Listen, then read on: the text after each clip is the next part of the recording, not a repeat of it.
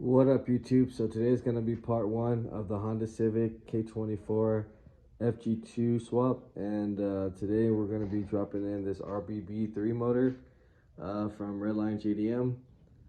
Pretty much we're going to start breaking everything down on here. So a lot of this stuff is pretty much prep. So we're not going to be using this manifold. We're going to be putting the RBC1 from the SI on here. It does bolt right up. You don't have to cut anything. It's pretty much just straightforward. And then we have this, pretty much all this stuff. Actually, this looks like American stuff already on here, so that's kind of weird. I've never had a JDM motor like that before. Usually the K24 A2s come with a different alternator and all this stuff, but I don't know if this one was already, maybe it comes from a different car or something, because this looks like the American style TSX setup, because it has everything pretty much ready. But either way, I'm gonna put the SI one on there anyways, just in case there's anything different. But we'll be taking off that. We'll be putting on the K24 CRV bracket on here because it's different from this one. And then we're taking all this old wiring harness and everything because we won't be using that. We will be, some people asking me if we'll be using the tube. This is the tube you need, not the K21, because it has to bolt up to this. So you're just going to use the actual thermostat housing. Other than that, I'm going to start breaking everything down and getting it pretty much ready. I'll show you guys the car we're putting this in. So it's a 06 Fg2, and this has, I think, intake and exhaust. But yeah, we'll be placing all this, pretty much water pump housing setup, pulley setup, and RBC 6-speed transmission. Yeah, like I said, the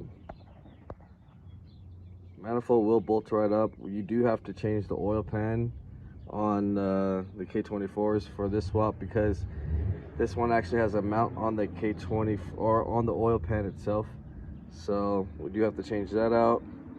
We will be upgrading to the 2012 tensioner belt, so that's the part number you'd ask. I think it's 2012 to 2015 as far as that.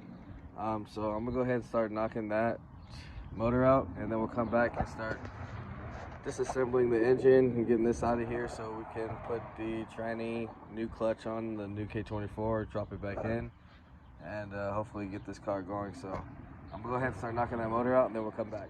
All right, so we got everything pretty much taken off the K24 motor, cleaned up the water pump housing parts, so when we put the new one, the seal will be good. I put the CRV bracket on here, and pretty much just got rid of all the extra hoses and stuff.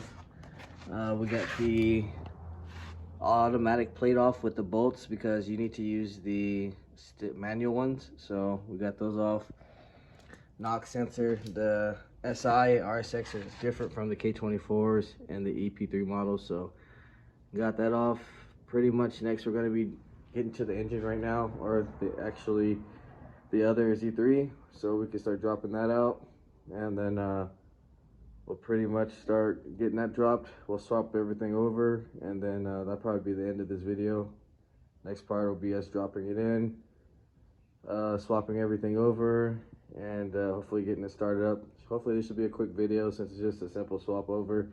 So yeah, I'm gonna go ahead and start taking the swap apart in the actual car, and then we'll come back.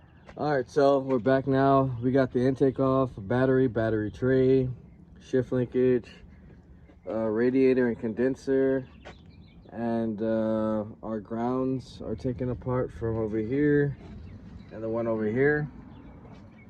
Next, I'm gonna start disconnecting the evap, the fuel, and the brake booster, which is just the 3 lines over there.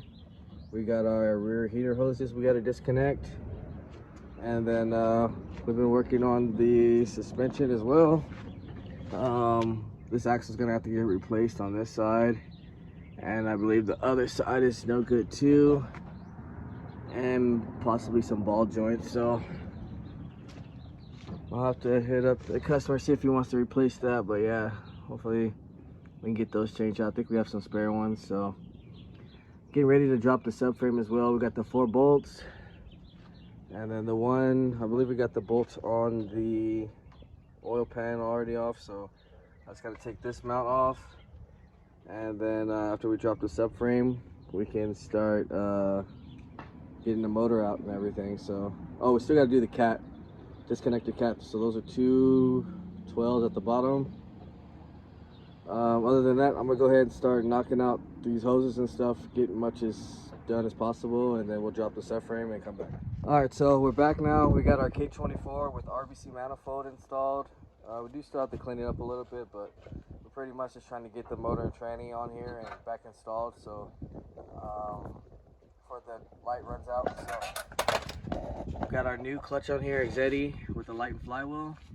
So that should free up a little weight, and longevity of the clutch should last a while. If anybody is getting like a regular style clutch, I would recommend going with Xedi Stage 1 or AM spec. They're both good, they last long, and I've even seen them on Boost 2 with no issues. So right now, pretty much gonna install the transmission onto the motor, and then we just replaced this mount right here because this mount was busted. They're hydraulic fields, so they are pretty simple to go out, especially with this car. I think it has like 200,000 miles. Yeah, so we got that changed out. Now it's time to get to the engine, install the transmission. I also installed the VTEC solenoid. You can either use your old one or take the sensor out, but it's a lot more difficult to just do all that. We also got to take the sensor, the oil pressure sensor, off from the Z32. So I'll do that. I did put the K20 crank sensor already on here, so that's ready to go.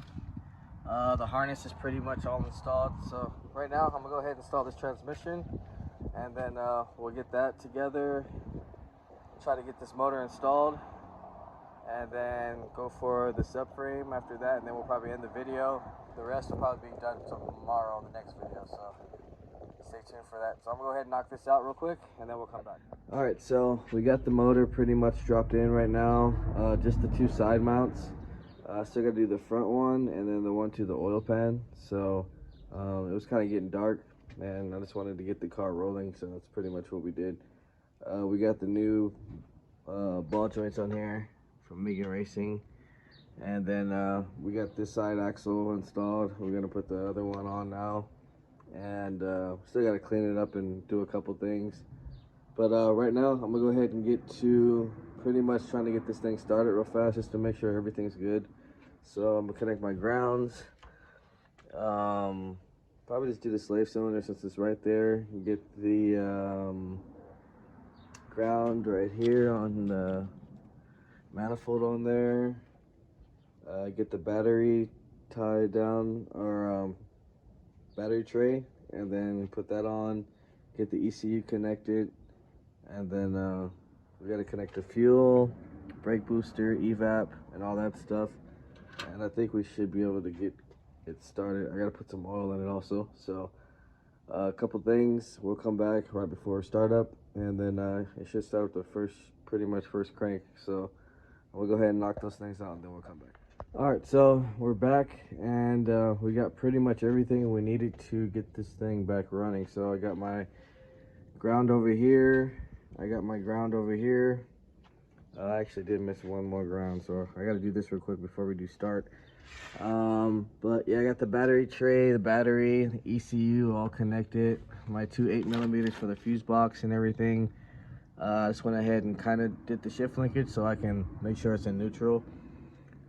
Pretty much everything is connected though. I got my sensor on the intake on here. TPS is good, map is good. Yeah, it's pretty much ready. Like I said, just to make sure everything's good. Next video, we'll go over like the water pump housing, AC, throw the belt on here, and finish all the little stuff that I didn't, just to kind of get this thing going. But yeah, that'll be that, and then we'll probably take it for a test drive and see how it feels. So right now I'm gonna put that ground on real quick, and then we'll come back and go for the first startup. Alright, so make sure on the gear. Alright, so I like to prime it like 3 times just to make sure that it's going to be a first start. Alright, we should be good now, so let's go for the start.